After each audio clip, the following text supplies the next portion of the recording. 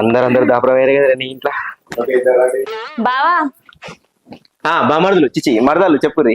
ఏం లేదు బావా, ఇవాళ మా ఊర్లో జాతర జరుగుతుంది, మాకు గాజులు కొనియవా? కొనిత్తా. ఒక గాజులు ఒకటేనా ఇంకేమైనా కావన్నా?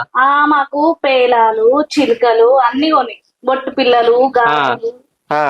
మెడలా ఒక డోలు కొనిస్తేనే అది వేసుకొని కొట్టుకుంటా జాతర మొత్తం తిరుగురి, బొచ్చడి పైసలు పడతాయి. ఆగరాదే మరి, లేకపోతే ఏంటి? నాకన్నా పైసలు చెట్టు కత్తనే బావా, నాకు బొట్టు పిల్ల కొనియవా, నాకు బొట్టు కొనియవా, నాకు గాజులు కొనియా అంటే నాకన్నా వరకట్టం వచ్చిరా, అది కొనియా ఇది కొనియా. అయ్యో మర్దలు అన్నప్పుడు గా మాత్రం చూసుకోవా బావా? చూస్తానా ఇంకేం చూడు అంటారు, వచ్చిన కాంచిన నాగం పట్టిస్తారు. నువ్వు గమ్మునుండు. మీ బావ మీకోసం అప్పుడే తీసుకొచ్చిండే, ఆయన గట్టినే మాట్లాడతాడు గాని మీరు వాళ్ళు పెట్టిండు, పోయి తీసుకోపోండి. అబ్బా అబ్బా, మా బావ మస్తు మంచోడు. మంజులా మంజులా మటన్ తెచ్చిన, అల్లూరికి 2 బీర్ సీసాలు తెచ్చిన, నేను కోటర్ తెచ్చుకున్నా.